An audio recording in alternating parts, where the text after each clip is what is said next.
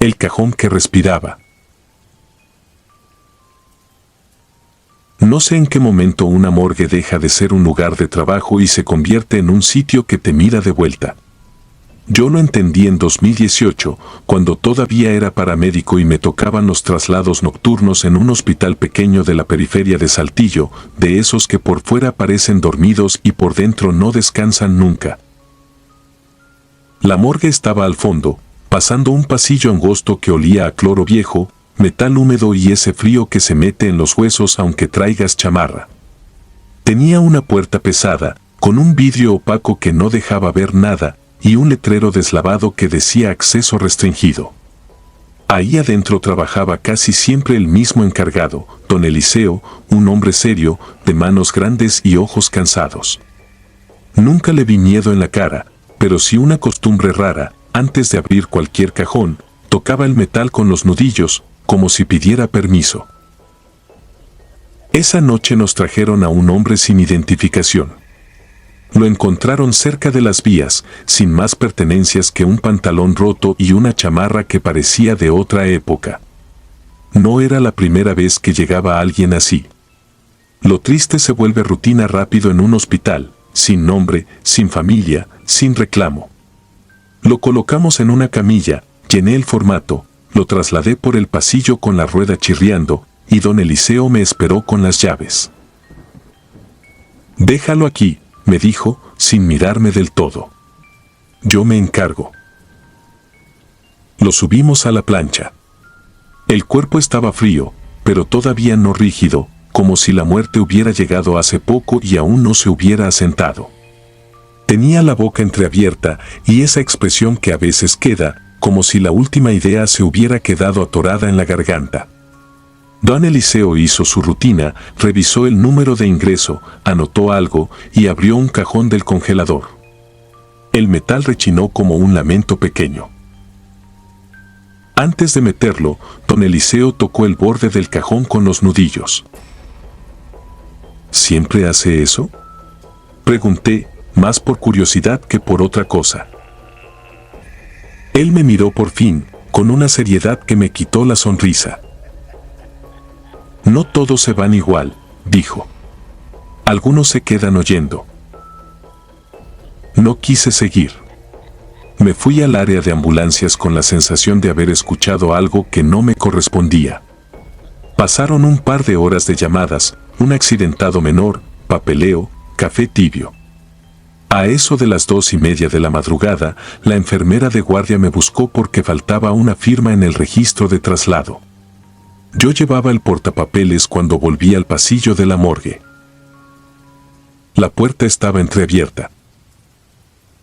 Eso fue lo primero que me dejó quieto. Don Eliseo era maniático con esa puerta. Siempre cerraba. Siempre.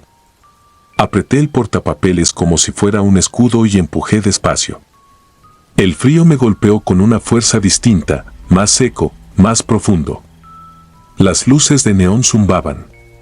Don Eliseo no estaba en el escritorio. La silla vacía parecía recién empujada. Y entonces lo vi. El cajón donde habíamos dejado al hombre estaba abierto unos 20 centímetros. No lo abrí yo. No lo había abierto nadie delante de mí. La apertura era mínima, como si algo desde dentro hubiera empujado apenas, con cuidado, sin querer llamar la atención. El sonido que escuché no fue un golpe ni un rechinido, sino algo peor, un suspiro, bajito, como el que hace alguien cuando por fin puede mover el pecho después de estar mucho tiempo apretado. Di un paso y el piso me respondió con un crujido húmedo. Bajé la vista por instinto. Había una huella descalza, marcada con una mezcla de tierra y agua, justo frente al congelador. Una sola. Completa. Los dedos bien definidos, el arco del pie, el talón, como si alguien hubiera pisado con todo su peso. Pero lo imposible no era la huella. Lo imposible era la dirección, no apuntaba hacia la puerta, sino hacia el metal abierto, como si lo que dejó esa marca hubiera caminado desde afuera hacia adentro, o como si alguien hubiera salido, girado frente al cajón, y regresado a él. Me agaché sin pensar y el olor cambió. Ya no era cloro ni metal. Era tierra mojada, como la que se levanta cuando abres una tumba vieja, como patio después de lluvia. Sentí un escalofrío en la nuca, esa sensación de que alguien está detrás de ti, tan cerca que casi te roza. Me levanté de golpe y me volteé. No había nadie. Pero el foco del techo, justo sobre los congeladores, titiló 2 veces, como si alguien lo tocara desde arriba. La luz parpadeó y, por un segundo, el vidrio opaco de la puerta reflejó una silueta que no era la mía, una figura delgada, encorvada, con los hombros hundidos, como si cargara un costal invisible. Cuando la luz volvió a estabilizarse, el reflejo desapareció. Tragué saliva y me acerqué al cajón abierto. No quería abrirlo más, pero tampoco podía irme dejando eso así, porque una parte de mi cabeza seguía siendo paramédico, orden, procedimiento, control. Puse 2 dedos en el borde del metal y el frío me quemó la piel. Entonces escuché, clarísimo, del interior. Tac, tac, tac. No era el metal expandiéndose. No era el congelador. Eran nudillos golpeando desde adentro, igual que los de don Eliseo cuando pedía permiso. 3 golpes, pausados, como si alguien copiara un hábito. La sangre se me fue a las manos. Di 2 pasos hacia atrás. Quise llamar por radio, pero mi boca no respondió al primer intento. Al segundo, apenas logré murmurar el nombre de don Eliseo. La voz me salió seca, ridícula, como si el frío me hubiera raspado la garganta. Fue ahí cuando lo vi, en el piso, junto a la huella. Había un pedazo de papel pegado por la humedad. Era parte del formato de ingreso, arrancado como con uñas. Me agaché temblando y lo despejé con cuidado. No decía el número de expediente. Decía una sola palabra, escrita con letra torpe, como de alguien que no escribe seguido. Gracias. Se me nubló la vista.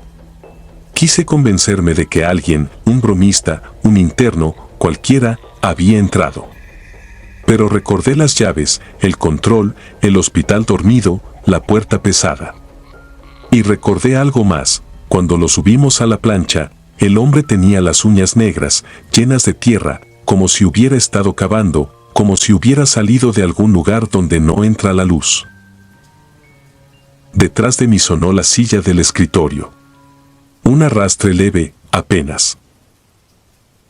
Me volteé y ahí estaba don Eliseo, parado en la puerta interior, con las llaves colgando y la cara pálida. No parecía sorprendido, parecía cansado, como si hubiera llegado tarde a algo que ya sabía.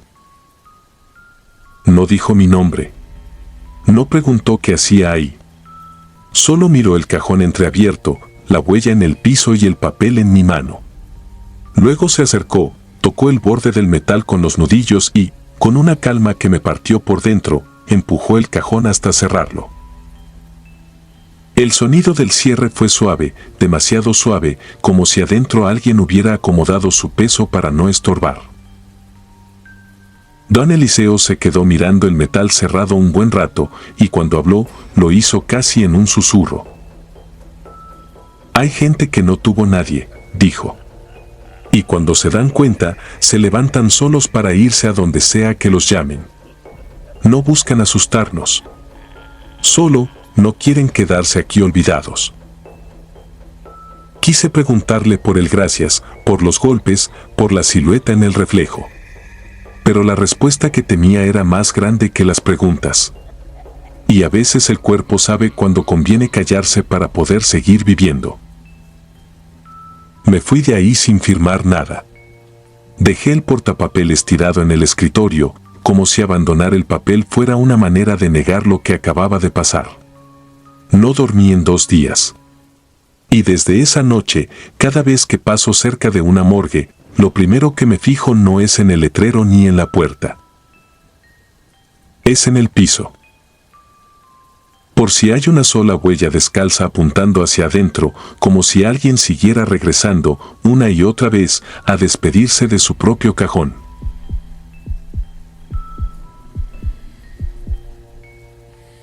Huellas hacia la cámara fría. Yo nunca quise trabajar cerca de la morgue. Cuando empecé mi internado en el Hospital General del Norte, en Monterrey, en 2018, lo único que pedí fue rotar en urgencias y piso, lejos del sótano donde guardaban a los muertos. Pero las guardias nocturnas no perdonan, y a los internos nos pusieron una regla absurda para ahorrar recursos. Después de las 11 de la noche, el único sanitario disponible era el que estaba junto a la morgue, en el nivel menos concurrido del hospital. El primer descenso fue por pura necesidad. Llevaba horas corriendo entre camas, hidratando pacientes, pasando medicamentos, soportando el olor a cloro y sudor que se pegaba a la bata. El elevador al sótano tenía un zumbido constante, como si se quejara con cada metro que bajaba. Al abrirse las puertas, el aire cambió, era más frío, más espeso, con un olor raro, mezcla de desinfectante, humedad y algo metálico que preferí no identificar. El pasillo era largo y angosto. A la derecha estaban las puertas dobles de la morgue, con una ventanilla pequeña cubierta por vidrio opaco. A la izquierda, casi enfrente, el sanitario de personal. Las luces parpadeaban de vez en cuando, y se escuchaba el eco de mis propios pasos sobre el piso de loseta. Entré rápido al baño, revisé los cubículos, todos vacíos. Elegí el del fondo, colgué mi mochila en el gancho de la puerta y me senté, tratando de ignorar la cercanía de la cámara fría al otro lado de la pared. Mientras estaba ahí, escuché cómo se abría la puerta del sanitario. El chirrido resonó exagerado en el silencio. Luego, el golpe suave de otro cubículo al cerrarse, el de mi lado derecho.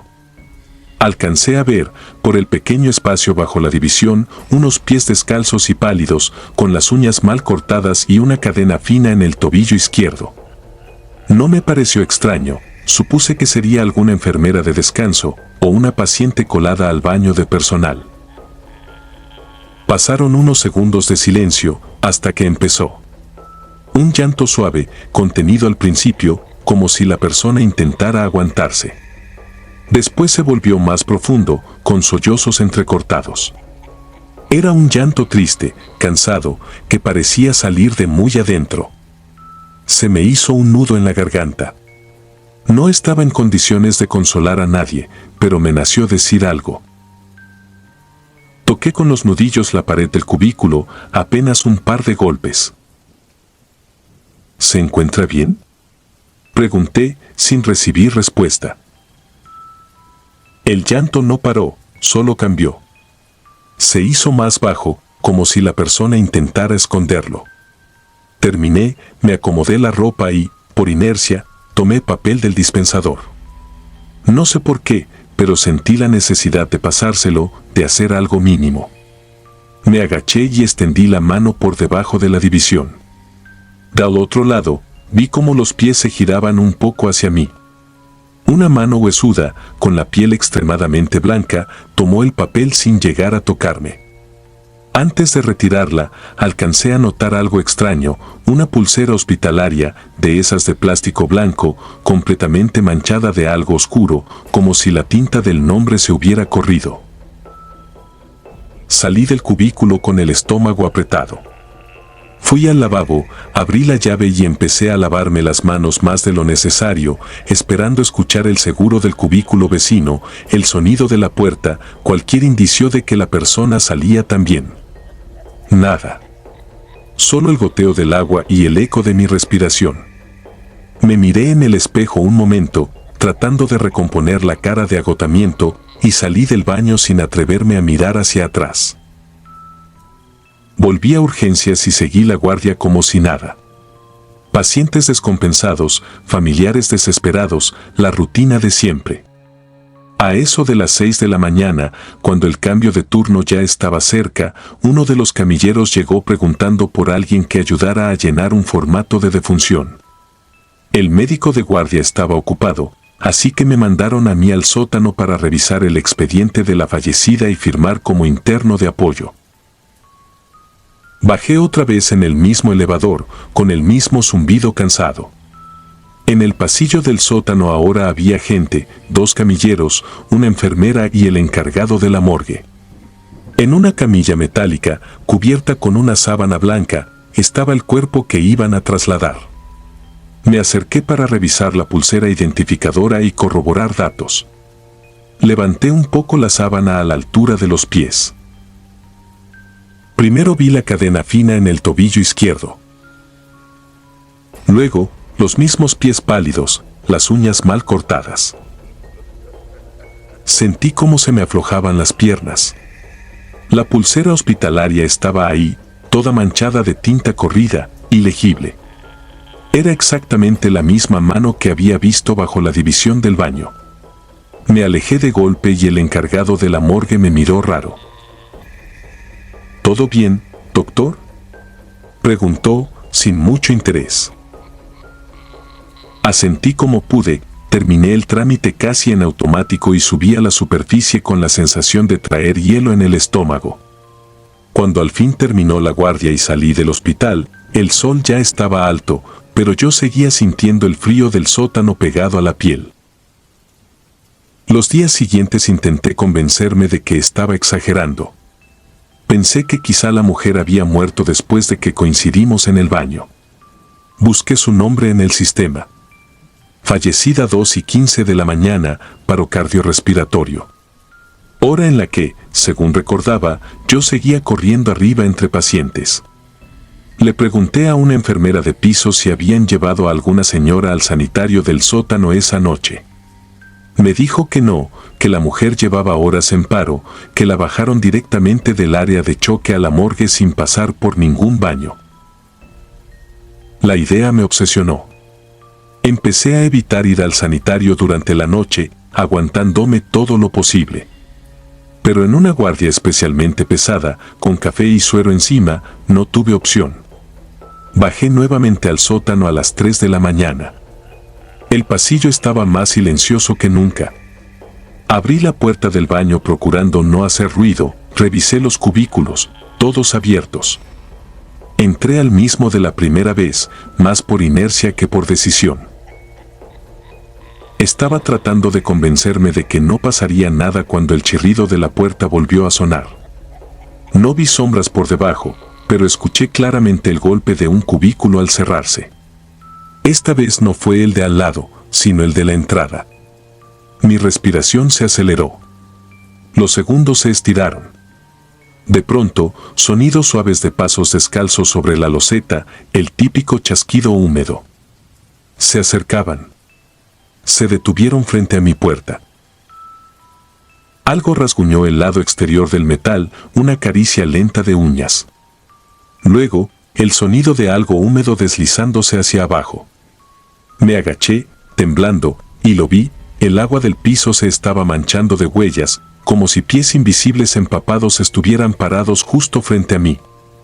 Las huellas se marcaban en dirección contraria a la puerta del baño. No venían de afuera. Venían desde el interior, como si hubieran salido del mismo cubículo donde yo estaba. Sentí que me iba a desmayar. Cerré los ojos y conté hasta 10, tratando de no gritar. Cuando por fin me atreví a abrirlos, las huellas seguían ahí, marcadas con un brillo tenue, avanzando hacia la salida. Las seguí con la mirada, a través de la ranura bajo la puerta, viendo cómo cruzaban el suelo del baño y desaparecían en el pasillo. Cuando por fin pude moverme, salí del cubículo casi corriendo. El baño estaba vacío. El aire, helado. Abrí la puerta hacia el pasillo del sótano y vi algo que me hizo detenerme de golpe. Las mismas huellas húmedas seguían dibujadas en la loseta, justo frente al sanitario, avanzando en una línea perfecta hasta las puertas dobles de la morgue. Terminaban ahí, como si la persona, lo que fuera, hubiera atravesado el metal. No dije nada a nadie esa noche. Días después, el guardia de seguridad, un hombre mayor que parecía haberlo visto todo, me detuvo en la cafetería. Me preguntó si era cierto que los internos usábamos el baño de la morgue. Asentí, tratando de actuar normal. Él suspiró y se acercó un poco más. No sea curioso y no pida ver las cámaras del sótano, me dijo en voz baja. Ya hubo quien lo hizo una vez. Se volvió loco. Quise reír, pero no me salió. Entonces agregó algo que se me quedó grabado. Dicen que cuando se revisa el video, se ve al interno entrar solo al baño, hablar solo, extender la mano al piso. Del otro lado no hay nadie. Solo, a veces, se alcanza a ver cómo se empaña el lente de la cámara cuando alguien que ya no respira pasa frente a la morgue. Desde entonces, cada guardia nocturna la paso pensando en esas huellas que vi formarse frente a mí. Y en que, si revisaran las grabaciones de aquella noche, probablemente me verían a mí, sentado en el cubículo del fondo, ofreciéndole papel a una mujer que ya estaba cubierta con una sábana de morgue, mientras algo invisible deja un rastro brillante hacia la cámara fría que nunca se vacía del todo. Suscribirte y darle like ayuda mucho a este canal. Si ya has escuchado mi contenido antes, te ha gustado y estás disfrutando lo que escuchas en este sector, te agradeceré que presiones el botón de suscribirse. Sin más interrupciones, continuamos. La tela no ardió. Por la naturaleza de mi trabajo aprendí muy pronto que los muertos no siempre están en silencio. Algunos solo dejan ecos, pequeños accidentes que se explican con gases, reflejos o cansancio. Otros, en cambio, se quedan contigo. Te acompañan a casa, se sientan en la orilla de la cama y no te permiten olvidar que estuviste ahí cuando algo no terminó de irse. Esto ocurrió en 2022, en una funeraria modesta de un pueblo costero del Caribe, de esos donde el calor se pega a la piel incluso de madrugada y las creencias caminan junto a la gente como una sombra vieja. No voy a decir el nombre del lugar, porque aquí todavía se respeta lo que no se entiende y porque yo sigo viviendo cerca. Yo era el encargado de la preparación de cuerpos. Nunca vi mi trabajo como algo mecánico. Para mí, tocar a los muertos era una forma de respeto, de cerrar algo que debía cerrarse bien. Siempre pedía una fotografía, siempre trataba de dejarlos como se les recordaba en vida. Esa noche estaba terminando con un hombre mayor, muerto por un paro cardíaco. Nada extraño. Nada fuera de lugar. Entonces entró Elías, un asistente nuevo, empujando una camilla cubierta por una tela negra demasiado gruesa para el clima. El contraste me llamó la atención de inmediato. Aquí nadie usaba telas así, salvo en casos muy específicos. Elías no me miró a los ojos. Metió la camilla directo a uno de los gabinetes y cerró con un golpe seco. Cuando se dio la vuelta, se sacudió los brazos y las manos como si se hubiera ensuciado de algo que no quería cargar encima. Lo detuve. Le dije que ese gesto era una falta de respeto. Fue entonces cuando me dijo, casi sin voz, que no era asco, era miedo. Me explicó que se trataba de una mujer anciana, encontrada muerta en su casa, y que la familia insistió en que no se le retirara la tela, que no se le cambiara la ropa y que, de ser posible, fuera cremada tal cual. También mencionó algo que me dejó frío. Según ellos, la mujer debía ser incinerada con lo que tenía en las manos. No quise saber más. La muerte, al final, borra los títulos que uno tuvo en vida.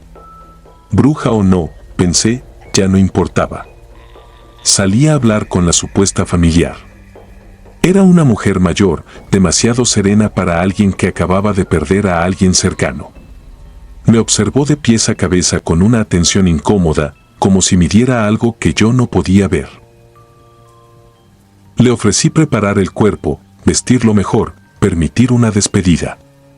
Ella solo dijo que no hacía falta, que así estaba bien, que no la destapara, que no la tocara más de lo necesario. y que la cremara con la tela y con aquello que llevaba entre los dedos. Intenté advertirle sobre los riesgos de introducir objetos al horno, pero simplemente se dio la vuelta. No fue grosera. Fue indiferente. Y eso, en ese momento, me inquietó más. El dueño de la funeraria no puso objeciones. Mientras no fuera metal, dijo, no había problema. Volví a la morgue con una incomodidad clavada en el estómago. El ambiente se sentía distinto. El aire más denso. El zumbido del refrigerador parecía irregular, como si respirara. El gabinete de la mujer estaba abierto. No de par en par. Apenas unos centímetros. Lo suficiente para dejar escapar un hilo de aire helado que olía distinto. No era el olor habitual de la morgue. Era un aroma húmedo, terroso, como de raíces arrancadas. Me acerqué pensando que Elías lo había cerrado mal. A mitad del camino, escuché un sonido proveniente del interior. No fue un grito. No fue una palabra. Fue un quejido bajo, prolongado, como el de alguien que intenta despertar sin lograrlo. Me quedé inmóvil. El cuerpo no debía emitir sonido alguno. Me acerqué un poco más y noté algo que me hizo sudar a pesar del frío. La tela negra se movía. No como algo empujado desde dentro, sino como si algo respirara debajo, levantándola apenas, rítmicamente. Abrí el gabinete lo suficiente para ver. La mujer estaba ahí, cubierta hasta el cuello. Su rostro era inexpresivo, pero sus manos no estaban quietas. Tenía los dedos cerrados con una fuerza antinatural, como si aferrarse a aquello fuera la única razón por la que seguía ahí. Entre sus palmas había un pequeño bulto envuelto en tela vieja, manchada de algo oscuro y seco. Cuando intenté separar sus dedos, sentí resistencia. No rigidez. Voluntad. En ese instante, el foco del techo parpadeó y la temperatura cayó de golpe. La mujer abrió la boca, no para hablar, sino para dejar escapar un susurro que no parecía venir de sus pulmones, sino del fondo del gabinete, como si la voz se hubiera quedado atrapada ahí desde antes de su muerte. No entendí las palabras, pero entendí la intención. Solté sus manos. Retrocedí. Cerré el gabinete de golpe. Salí de la morgue temblando. Avisé que la cremación se haría de inmediato. Nadie protestó. Nadie preguntó. La familiar ni siquiera se presentó. Solo dejó el pago completo y una advertencia escrita en un papel doblado: no la destapes de nuevo. Durante la cremación, algo no salió bien. El horno tardó más de lo normal. La temperatura subía y bajaba sin razón aparente. Desde el otro lado del vidrio se veía la tela negra resistir, oscurecerse, pero no consumirse como debería. El técnico me miró sin decir nada. Los dos escuchamos el golpe seco desde el interior, como si algo chocara contra las paredes metálicas. Cuando todo terminó, las cenizas estaban completas, excepto por un detalle. Entre los restos, intacto, estaba el pequeño bulto que había visto en sus manos. La tela no se había quemado. Dentro había un muñeco tosco, hecho con huesos pequeños, cabello humano y símbolos tallados en la madera. No era metal. No violaba ninguna norma. Pero al tocarlo, sentí un hormigueo que me recorrió el brazo hasta el cuello. Lo enterré sin decirle a nadie. Lejos. En un terreno donde nadie va. Desde esa noche, cada vez que entro a una morgue, reviso 2 veces los gabinetes. Porque aprendí algo que nadie me enseñó en este trabajo: hay muertos que no esperan descansar, y cosas que, aunque el fuego las toque, no están hechas para arder.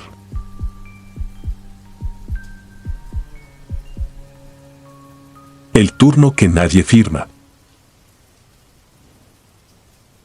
Nunca me gustó que le llamaran prácticas a lo que pasa en una morgue. La palabra suena limpia, académica, como si el lugar fuera un laboratorio con olor a alcohol y no un cuarto frío donde el aire se te mete a los pulmones como si trajera polvo antiguo. Yo estaba en la licenciatura cuando pisé por primera vez el servicio médico forense, en 2016, en una ciudad mediana del norte donde el calor afuera es tan brutal que la gente cree que la muerte allá adentro debería sentirse como alivio. No es así. El frío de la morgue no consuela, castiga. Nos llevaron de noche, porque así se entiende el oficio, dijo el profesor. Éramos 4 alumnos, jóvenes, con la confianza de los libros todavía fresca, creyendo que todo era anatomía y procedimiento. Apenas entramos, me quedó grabado el sonido del metal, puertas, charolas, bisagras, todo tenía un quejido propio. En ese lugar nada se mueve sin protestar. Había un olor a cloro mal enjuagado mezclado con algo dulzón, como carne vieja en un refrigerador apagado. Lo normal, me repetiría después. A las 11, cuando el cansancio ya te vuelve torpe, llegó el primer cuerpo de la noche, una mujer sin identificar, pequeña, rígida, en posición fetal. La colocaron sobre una mesa de acero, bajo una lámpara que parecía diseñada para exhibir hasta lo que uno preferiría no ver. El profesor nos indicó lo básico, y luego se alejó como si supiera que la incomodidad también enseña. La rigidez era extrema. No era la rigidez que explican con palabras fáciles, rigor mortis. Era otra cosa, una terquedad del músculo, como si el cuerpo se negara a admitir que ya no le pertenecía a nadie. Tomé su brazo con guantes dobles, traté de aflojarlo con masajes, siguiendo el procedimiento. Mis dedos se cansaron antes que ella. Intenté con la mano, con los nudillos, con el antebrazo. Nada. Ni un centímetro. Los dedos de la mujer parecían de piedra. Un compañero, más fuerte que yo, quiso ayudar. Entre los dos intentamos colocar la boca arriba con técnica y fuerza. Debería haber cedido en algún punto. No cedió. La mesa rechinó, nuestras botas resbalaron en el piso húmedo, y la mujer se mantuvo cerrada sobre sí misma como un animal encogido. Entonces apareció la doctora de guardia, una forense de años, de esas que hablan poco porque ya lo han visto todo. Nos observó con calma, como si el esfuerzo de 2 personas contra un cadáver fuera una escena común. Le explicamos, casi justificándonos, que no podíamos moverla. La doctora se acercó, acomodó su bata y, en un gesto que me pareció absurdo, le habló a la mujer como se le habla a una niña. No fue teatral. No fue religiosa. Fue íntimo, casi doméstico. Mi vida, déjanos trabajar. Prometo que vamos a tratarte bien. Te vamos a entregar presentable. Tu familia merece despedirse en paz. Aquí no te vamos a lastimar. No dijo más. No rezó. No hizo cruces. No pidió permiso a Dios ni a nadie. Solo habló como quien calma a alguien asustado. Y lo imposible ocurrió con una naturalidad humillante, tomó el brazo y lo extendió sin resistencia. Luego la pierna. Luego el torso, como si la rigidez hubiera sido una idea nuestra. La mujer quedó boca arriba, dócil, quieta, lista para el procedimiento. La doctora ni siquiera sonrió, solo nos miró como quien dice aprendan. Yo me reí nervioso, porque si no me reía, aceptaba algo que todavía no estaba listo para aceptar. Esa noche regresé a mi casa con la sensación de que había visto una grieta en la realidad, pequeña, pero suficiente para que entrara aire sucio. Lo peor es que eso, con el tiempo, se volvió una anécdota. El tipo de historia que cuentas para impresionar a alguien en una guardia. Hasta que me tocó vivir lo segundo. Ya trabajando, en 2021, me asignaron un turno nocturno por falta de personal. La sede era otra, un CEMEFO más viejo, en la periferia, donde el edificio tiene paredes descascaradas y el estacionamiento está tan oscuro que parece que el mundo termina ahí. En ese lugar aprendí que el silencio no es ausencia de ruido, es una presión. A eso de las 3 de la madrugada yo era el único despierto en el área de necropsia. Tenía un caso, un joven, aproximadamente 20 años, ingresado horas antes. Nada fuera de lo habitual en los papeles. Lo habitual en los papeles es una mentira frecuente. Mientras trabajaba, escuché un golpe seco detrás de mí. El típico sonido que uno intenta explicar, metal contrayéndose, una charola mal puesta, una puerta asentándose. No volteé de inmediato. En este oficio aprendes a no regalarle tu cabeza al miedo a la primera.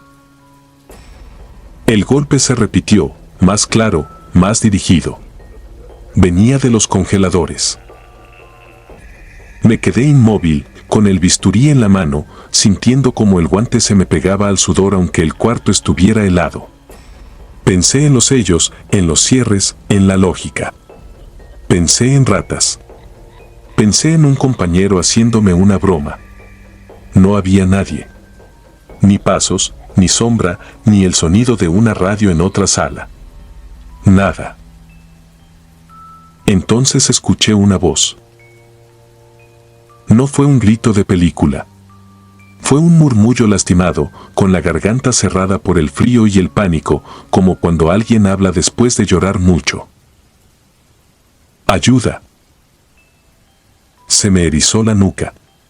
Lo que mi mente hizo fue un cálculo absurdo, revisar mis registros. Había ingresado un cuerpo horas antes, sí. Y yo mismo lo había visto entrar a cámara. Yo mismo había firmado el ingreso. Yo mismo había cerrado la puerta. La voz insistió, y juro por lo que me queda de fe que sonaba humana, desesperada y cerca, como si la garganta estuviera pegada a la lámina. Ayuda, por favor. Me dije que era imposible. Me lo repetí como un mantra, como si imposible fuera una herramienta médica. Di un paso hacia los congeladores, lento, intentando que mis botas no hicieran ruido. En un impulso ridículo, bajé la voz para contestar, como si me diera vergüenza que alguien me oyera hablando con un muerto. ¿Quién eres?, susurré. La respuesta llegó sin pausa, con un sollozo contenido. No me dejes aquí. Sentí que el corazón se me subía a la garganta. Extendí la mano hacia la manija del congelador más cercano, el que correspondía al ingreso de esa noche. Me obligué a pensar en hipotermia, en catalepsia, en errores de diagnóstico. Me obligué a pensar en demanda, en escándalo, en cárcel. Cualquier explicación servía con tal de no pensar la otra. Toqué la manija. Y en ese instante, algo me apretó la muñeca. No fue un roce. No fue una contracción. Fue una mano firme, helada, con fuerza de vivo, cerrándose sobre mí desde la mesa de necropsia. Me quedé congelado, sin aire. Miré hacia abajo y vi los dedos del joven, el cadáver que yo estaba trabajando, encajados en mi guante, apretando como si quisiera arrancarme de ahí. Su piel no cambió de color, no abrió los ojos, no respiró. Pero su agarre era real. Me jaló una vez, apenas, lo suficiente para decirme sin palabras, no te acerques. Quise gritar y el grito se me atoró. Solo salió un sonido pequeño, ridículo, un gemido que me dio vergüenza incluso en ese momento. Con la mano libre intenté despegar esos dedos, pero se sentían como ganchos. No era la rigidez de antes, era voluntad. La voz del congelador volvió a sonar, ahora más rápida, más rota. Ábreme, ya.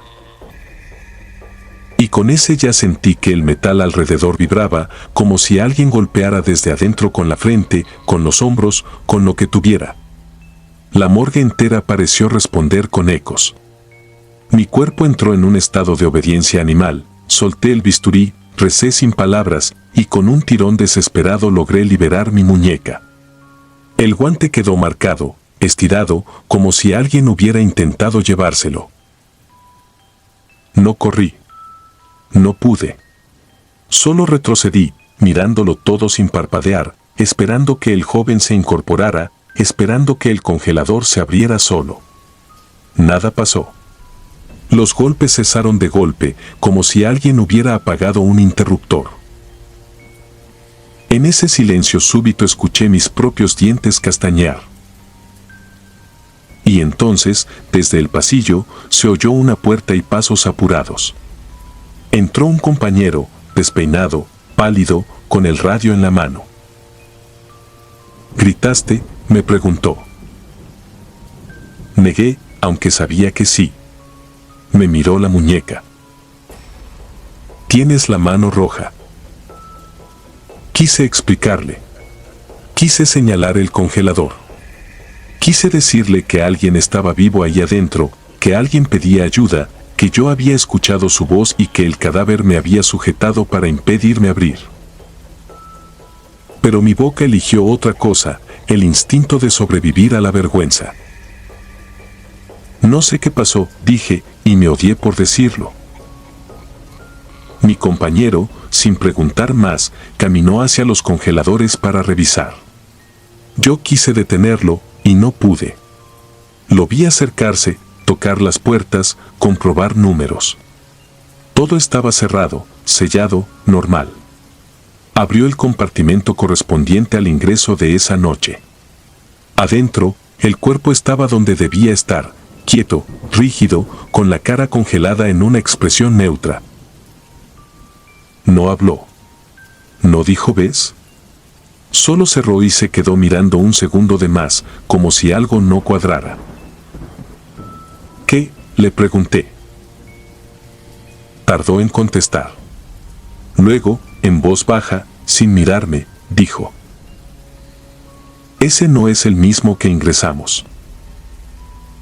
Sentí que se me aflojaban las piernas. Me acerqué, obligándome a ver. El rostro era parecido, la edad, la complexión. Pero había un detalle imposible de confundir para alguien que trabaja con cuerpos: la marca. El joven que ingresó traía un tatuaje pequeño cerca de la clavícula. Este no lo tenía. Miré la hoja de registro, mi propia firma, el número del congelador. Todo coincidía en papel. Solo la realidad no.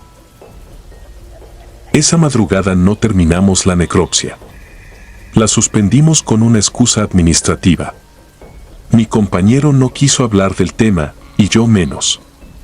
A las 6, cuando el turno terminó, me fui sin voltear atrás. En el estacionamiento, con el sol apenas asomando, me di cuenta de que seguía escuchando, como un recuerdo pegado al oído, aquella voz helada. No me dejes aquí. Lo más aterrador no fue creer que un muerto habló. Lo más aterrador fue entender que en una morgue, a veces, los que piden ayuda no siempre están en las bandejas, y que hay cosas que se mueven de lugar sin que nadie las registre, sin que nadie las firme, como si el edificio mismo decidiera a quién guarda y a quién suelta. Desde entonces, cada vez que entro a un CEMEFO, hago algo que jamás enseñan en la escuela: antes de tocar un cuerpo, antes de abrir una puerta, antes de firmar cualquier cosa, digo en voz baja, para nadie y para todos: con permiso. Porque aprendí que hay turnos que nadie debería trabajar solo.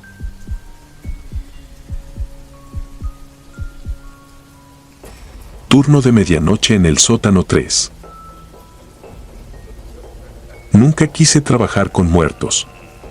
A mí me gustaban los mapas, las piezas antiguas, las historias que se podían tocar con guantes de algodón en una vitrina. Pero en 2016, cuando me quedé sin beca y mi mamá enfermó, acepté el primer empleo que no preguntó demasiado: auxiliar nocturno en el área de resguardo del servicio médico forense de una ciudad pequeña del norte, de esas donde el calor se pega a las paredes y el polvo se mete hasta en los dientes. El edificio estaba pegado al Hospital General. Por fuera parecía una bodega sin nombre. Por dentro olía a cloro viejo, metal húmedo y a ese perfume ácido que deja la formalina cuando se seca en el piso. Mi turno empezaba a las 10 y terminaba a las 6. Era sencillo en teoría, registrar ingresos, entregar pertenencias, mantener cerradas las cámaras y ayudar a mover camillas cuando llegara alguien del Ministerio Público. Lo difícil era el silencio. No es un silencio normal, es un silencio que suena como si las lámparas fluorescentes respiraran. La primera semana me advirtieron de dos cosas: no entrar solo al sótano 3 y no preguntar por el doctor Montaño.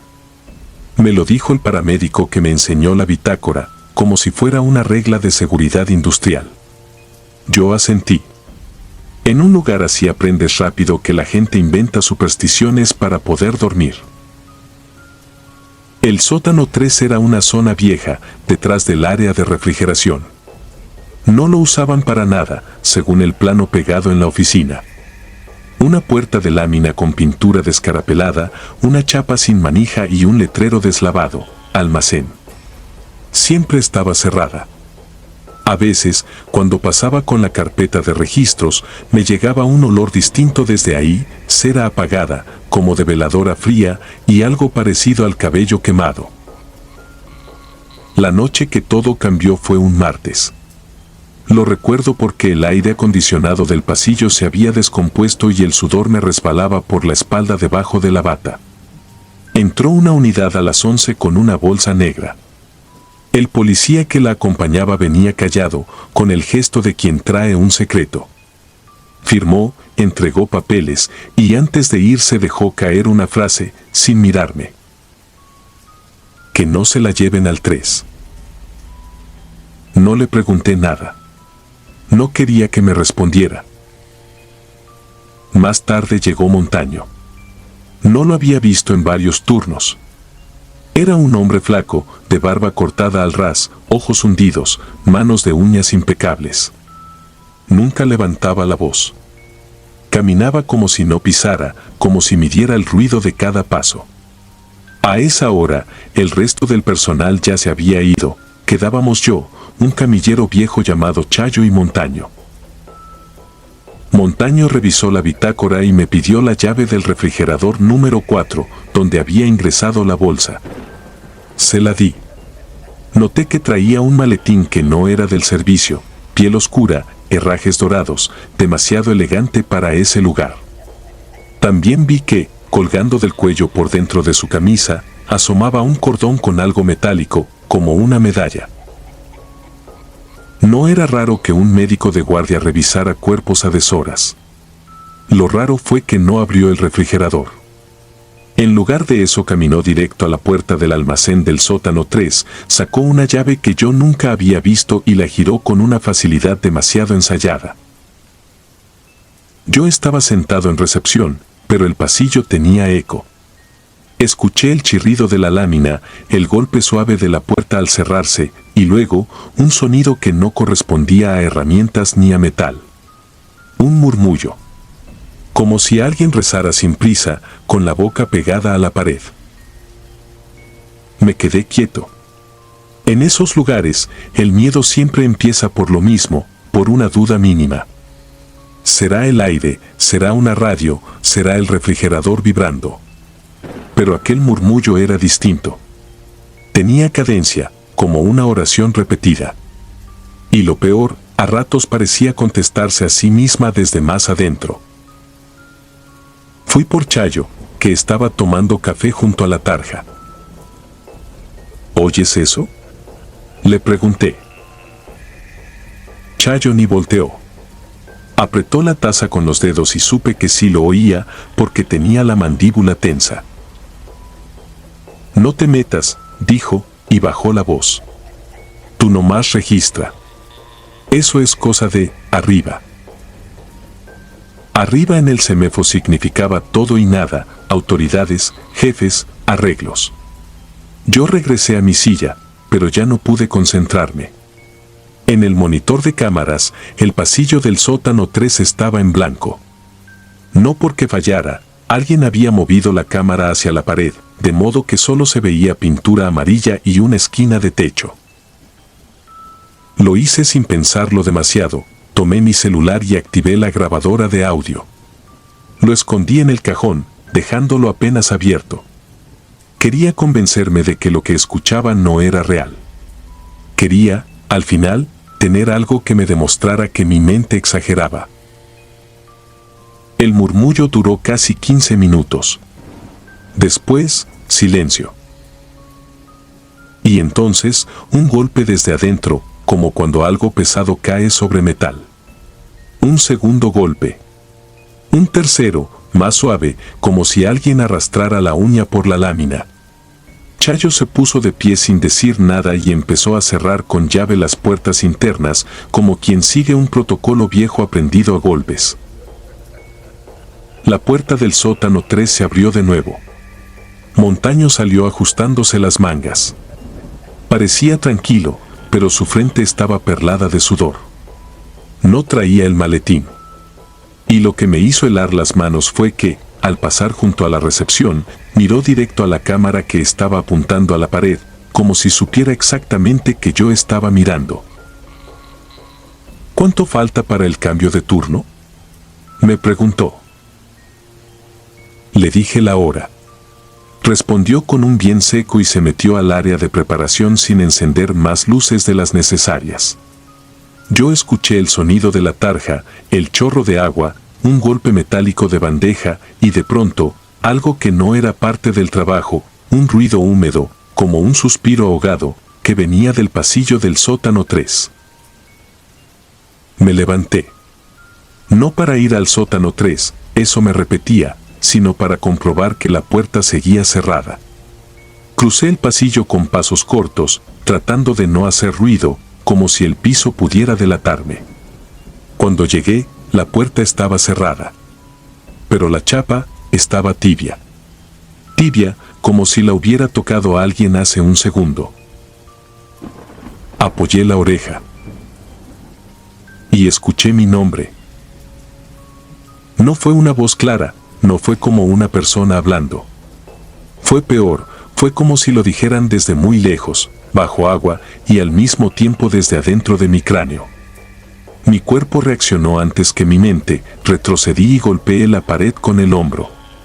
La lámpara del pasillo parpadeó y el brillo blanco convirtió el piso en un espejo siniestro. En ese reflejo vi algo detrás de mí. No un fantasma con sábana. No una sombra teatral. Fue una silueta humana, sí, pero de una delgadez imposible, con los hombros altos, como si el cuello no existiera. Estaba plantada a 2 metros, quieta, y aún así parecía acercarse. La vi solo un parpadeo, porque al siguiente, la lámpara se apagó. Yo corrí a recepción, con los ojos abiertos de más. Chayo estaba ahí, pálido, como si hubiera visto lo mismo. ¿Grabaste algo?, me preguntó, y eso me terminó de romper. Abrí el cajón, saqué el celular y detuve la grabación. La reproducción empezó con mi respiración, con el zumbido del foco, y luego el murmullo. Se distinguía, claro, como una oración lenta. Pero en medio, muy tenue, había una segunda capa, una voz más baja, más raspada, repitiendo palabras que no entendí. Hasta que llegó el final.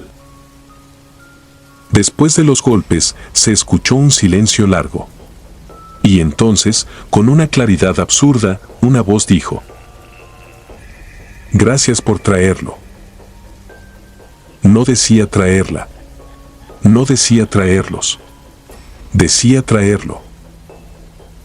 Chayo me arrebató el celular y lo apagó como si quemara. «Te vas a ir», dijo. «Ahorita. Sin firmar salida. Sin despedirte. Y no vuelves». Quise preguntar por qué. Quise exigir una explicación lógica. Pero en ese momento, desde el fondo del pasillo, se escuchó el chirrido de la puerta del sótano 3 abriéndose otra vez, despacio, como si alguien la empujara con calma. Y junto con el chirrido llegó el mismo olor, cera fría y cabello quemado. Yo no vi a Montaño en el pasillo. No vi a nadie. Lo único que vi fue que, en el monitor, La cámara que apuntaba a la pared se movió sola, centímetro a centímetro, hasta encuadrar la puerta del sótano 3. Como si alguien, desde adentro, quisiera asegurarse de que esta vez yo sí mirara. Esa noche me fui. No avisé. No cobré el resto de la quincena. Caminé hasta mi casa con el amanecer partiéndome los ojos y una certeza que no me deja en paz desde entonces. En ese lugar no preparaban cuerpos para despedirlos. Los preparaban para regresarlos. Y lo más horrible es que, a veces, cuando cierro los ojos para dormir, puedo escuchar, justo antes del sueño, una oración bajita y, debajo de ella, una voz raspada que repite mi nombre como si ya supiera dónde guardo la llave. Si disfrutas de los relatos, te invitamos a apoyarnos con un like y un comentario, ya que eso nos ayuda muchísimo. Además, si aún no estás suscrito o suscrita, te animamos a formar parte de la comunidad del terror. Muchas gracias por escucharnos y por tu apoyo.